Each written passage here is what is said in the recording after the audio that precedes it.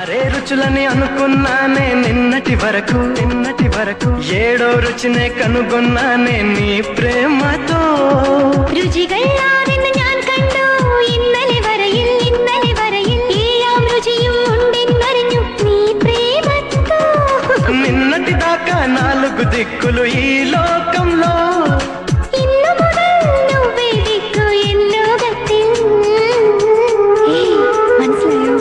నీ పలుకులే కీరవాణి నా పెదవితో తాళమేయని